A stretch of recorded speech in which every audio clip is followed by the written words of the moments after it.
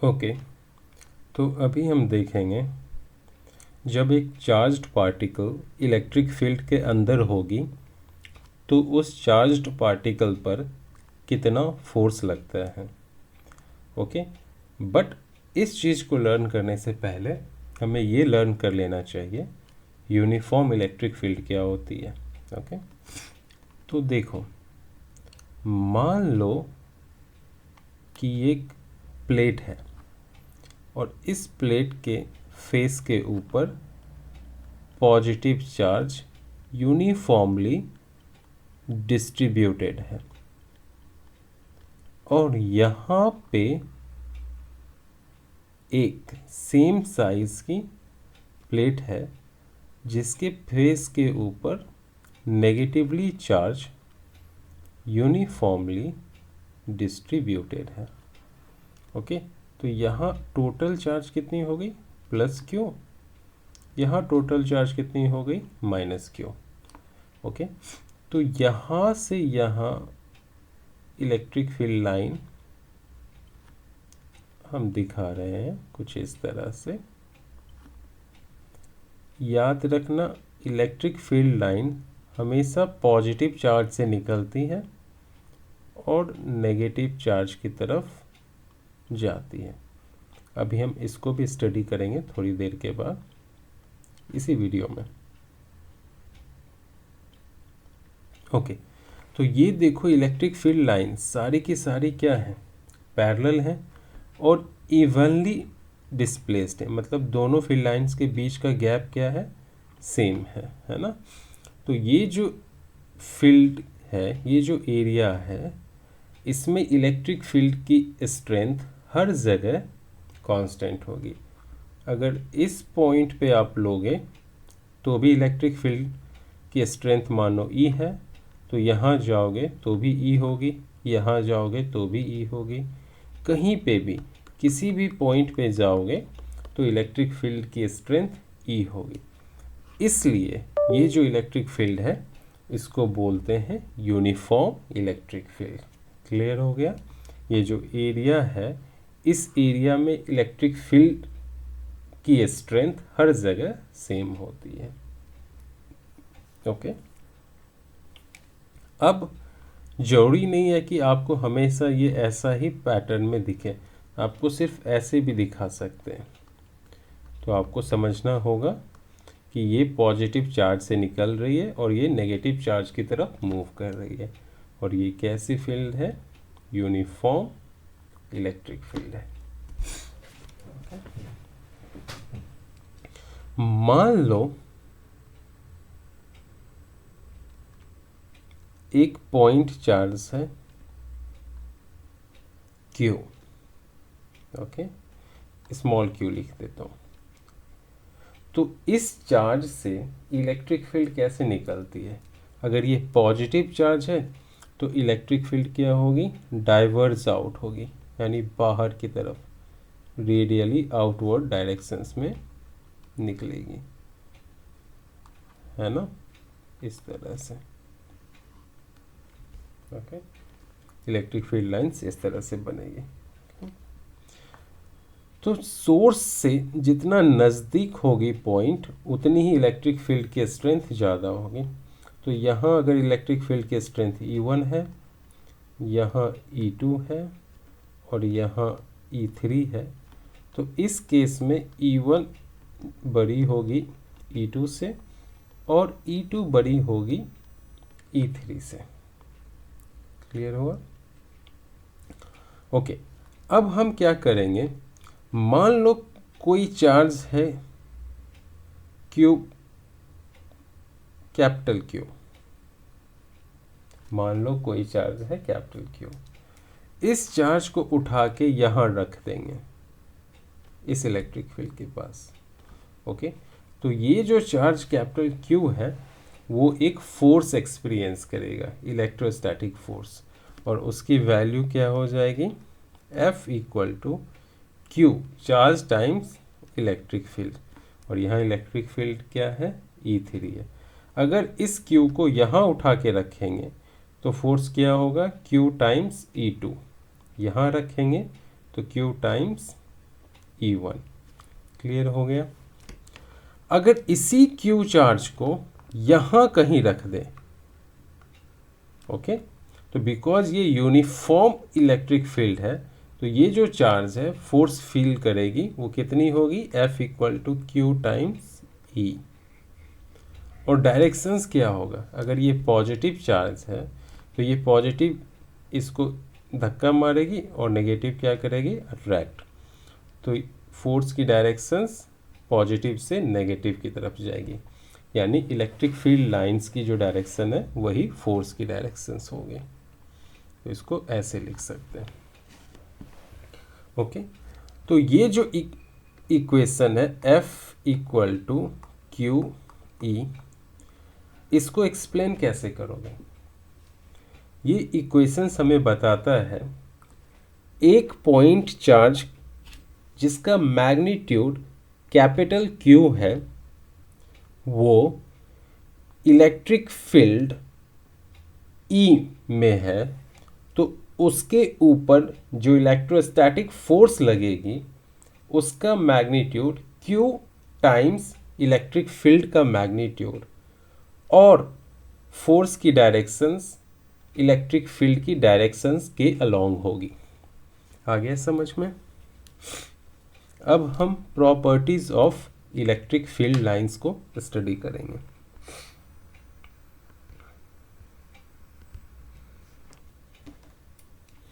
तो पहली प्रॉपर्टी, अगर पॉजिटिव चार्ज है तो उससे इलेक्ट्रिक फील्ड लाइंस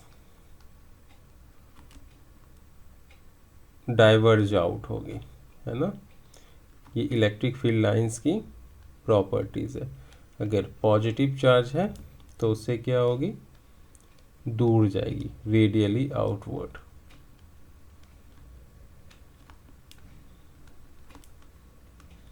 अगर नेगेटिव चार्ज होता तो इलेक्ट्रिक फील्ड लाइंस कन्वर्ज होती।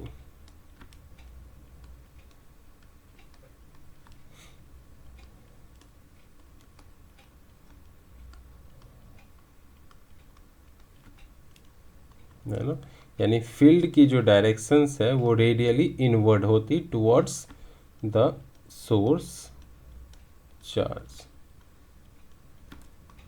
ओके, दो प्रॉपर्टी पता चल के। अगर इसको मैं पहले रब कर दूं कि हम जो भी पढ़ रहे हैं वो इलेक्ट्रिक फील्ड लाइंस की प्रॉपर्टी ही पढ़ रहे हैं। अगर एक पॉजिटिव चार्ज होता और यहाँ पे एक नेगेटिव चार्ज होता तो electric field lines positive charge से निकलती और नेगेटिव चार्ज पे आके ख़त्म हो जाती, टर्मिनेट हो जाती।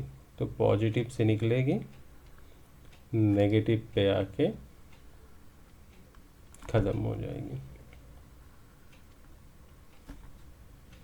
ये सारी इलेक्ट्रिक फील्ड लाइंस इसी तरह से।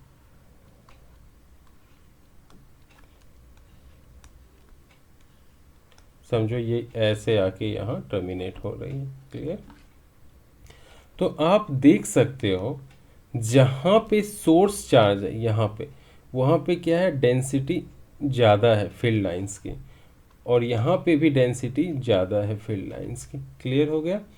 तो चार्ज जहाँ रहेगी उसके पास की जो एरिया होगी वहाँ इलेक्ट्रिक फील्ड की स्ट्रेंथ ज़्यादा होगी, क्योंकि इलेक्ट्रिक फील्ड लाइंस की डेंसिटी ज़्यादा है।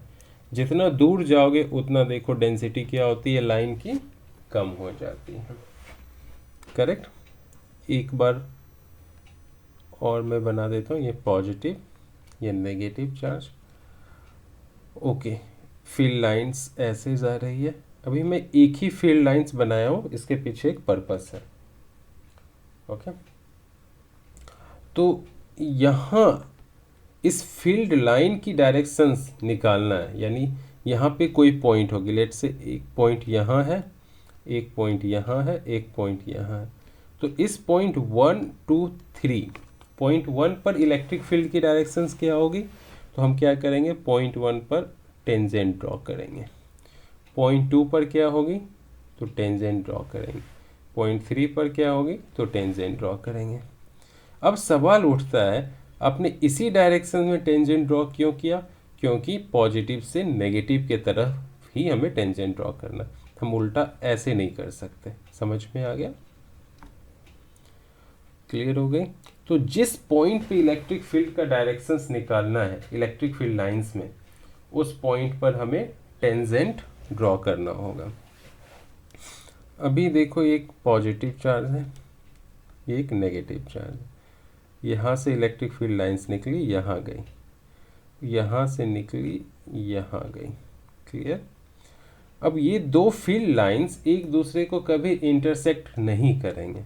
अगर मान लो ये कर देते इंटरसेक्ट, ठीक है, ओके, ये ऐसे इस पाथ को फॉलो ना करके ये ऐसे इस पाथ को फॉलो करके यहाँ जाती, तो क्या होता, इस पॉइंट पे अगर हम इलेक्ट्रिक फील्ड की डायरेक्शंस निकालें, एक तो टेंजेंट ऐसी बन जाती और एक ऐसी बन जाती, तो एक ही पॉइंट पे इलेक्ट्रिक फील्ड के दो डायरेक्शंस मिल जाते अगर इलेक्ट्रिक फील्ड लाइंस इंटरसेक्ट करती, जो कि पॉसिबल नहीं है, क्योंकि इलेक्ट्रिक फील्ड एक वेक्टर क्वांटिटी है, इसलिए उसके पास एक ही डायरेक्शंस होगी। ओके,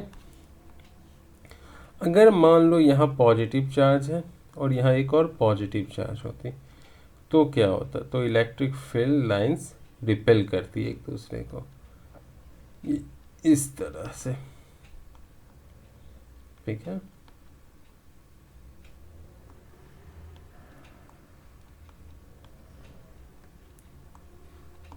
ओके,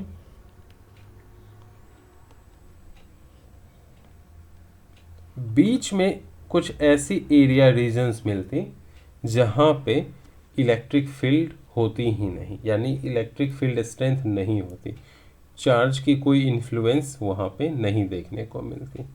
ओके, यानी इलेक्ट्रिक फील्ड इंटेंसिटी यहाँ पे क्या हो जाएगी, 0। ओके, अगर एक कंडक्टर है, यहाँ पे एक मटेरियल है कंडक्टर, और यहाँ मान लो एक पॉजिटिव चार्ज की प्लेट है और यहाँ मान लो नेगेटिव चार्ज की एक प्लेट है, तो यहाँ पे अगर कंडक्टर होगी तो इलेक्ट्रिक फील्ड लाइन यहाँ से निकलेगी, यहीं पे टर्मिनेट होगी, ठीक है, इसके अंदर से पास नहीं करेगी, फिर यहाँ से निकलेगी और यहाँ जाएगी। ओके, मतलब क्या, inside a conductor electric field 0 होती है। ओके, ऐसा क्यों होता है डिटेल से समझ लेते हैं। देखो यहाँ पे पॉजिटिव चार्ज की प्लेट थी, ठीक है, और यहाँ पे नेगेटिव चार्ज की प्लेट थी, तो जब इसके बीच में कंडक्टर नहीं था तब तो इलेक्ट्रिक फील्ड लाइंस आराम से जा रही थी, है ना। लेकिन जब यहाँ बीच में कंडक्टर आ गया तो हमें पता है कंडक्टर में क्या होते हैं, बहुत सारे फ्री इलेक्ट्रॉन्स होते हैं, और यहाँ ये पॉजिटिव चार्ज है, तो ये पॉजिटिव चार्ज नेगेटिव चार्ज यानी इलेक्ट्रॉन को खींच लेगी, तो वो यहाँ पे कॉन्सेंट्रेट हो जाएगी और इस एरिया में पॉजिटिव चार्ज हो जाएंगे। क्लियर? तो हमने अभी अभी पढ़ा है इलेक्ट्रिक फील्ड लाइंस की प्रॉपर्टी से कि electric field lines positive charge से निकलती है और नेगेटिव चार्ज पे आके टर्मिनेट हो जाती है, तो ये यहीं पे टर्मिनेट हो जाएगी, आगे जाएगी ही नहीं, आगे नहीं जाएगी। बट यहाँ इस सरफेस पे पॉजिटिव चार्ज है, तो हमने ये भी पढ़ा है पॉजिटिव चार्ज से इलेक्ट्रिक फील्ड लाइंस निकलती है, तो यहाँ से वापस निकलेगी और ये नेगेटिव प्लेट पे जाके फिर से टर्मिनेट हो जाएगी। तो फिगर जो बनेगा कुछ इस तरह से बनेगा, अगर ये पॉजिटिव चार्ज है, बीच में कंडक्टर है, यहाँ नेगेटिव है, तो इलेक्ट्रिक फील्ड लाइंस यहाँ पे टर्मिनेट हो गई, फिर यहाँ से निकली, यहाँ पे टर्मिनेट हो गई, यानी जो एम्प्टी स्पेस है वहाँ इलेक्ट्रिक फील्ड लाइंस देखने को मिलेगी और कंडक्टर के अंदर नहीं होगी, यहाँ इलेक्ट्रिक फील्ड 0 होगी।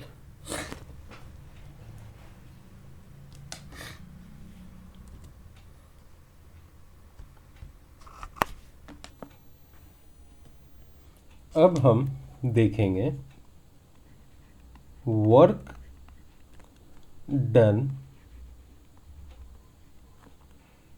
In moving a charge. Clear? Okay.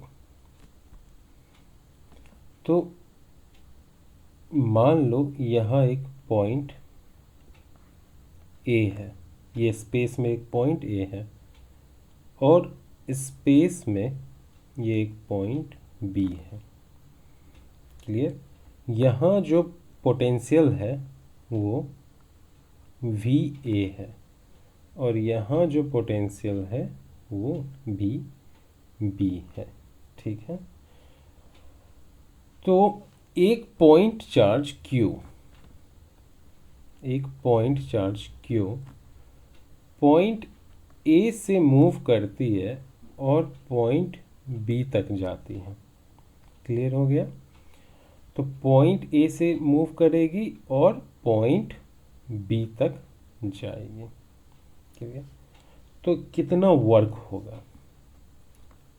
तो चार्ज जब ए से बी तक जाएगी, है ना, तो जो वर्क होगा वो होगी चार्ज टाइम्स पोटेंशियल डिफरेंस। और पोटेंशियल डिफरेंस क्या होता है? Final potential minus initial potential. इन दोनों पॉइंट के बीच पोटेंशियल डिफरेंस कितनी है? V B minus V A. और इसी पोटेंशियल डिफरेंस को डेल्टा वी से भी डिनोट करते हैं और कभी कभी वी से भी कर देते हैं। याद रखना, वी से पोटेंशियल को भी डिनोट करते हैं। वी पोटेंशियल डिफरेंस की एसआई यूनिट वोल्ट भी होती है, पोटेंशियल की एसआई यूनिट वोल्ट भी होती है। तो ये बहुत ही कंफ्यूजिंग है। Okay okay. तो इसी को ऐसे भी बोल सकता है कि समझो, या मैं डिटेल से ड्रॉ करके ही दिखाता हूँ। समझो यहाँ एक सोर्स चार्ज है Q और इलेक्ट्रिक फील्ड है उसकी कुछ इस तरह से, है ना। सोर्स चार्ज के चारों तरफ की एरिया क्या होती है? इलेक्ट्रिक फील्ड कहलाती है। तो जितना नज़दीक होंगे उतनी पोटेंशियल क्या होगी? ज़्यादा होगी। तो यहाँ पे मान लो आपके पास पॉइंट बी है और यहाँ जो है पॉइंट ए है। तो जो पोटेंशियल होगी बी पर वो ज़्यादा होगी ए से, है ना। दोनों पॉइंट इलेक्ट्रिक फील्ड के अंदर है और इलेक्ट्रिक फील्ड किसकी है? इस सोर्स चार्ज की। लेकिन पोटेंशियल किसके पास ज़्यादा होगी? बी के पास, पॉइंट बी के पास। क्यों? क्योंकि ये सोर्स चार्ज के नज़दीक है। तो वी बी जो है वो ज़्यादा है वी ए से।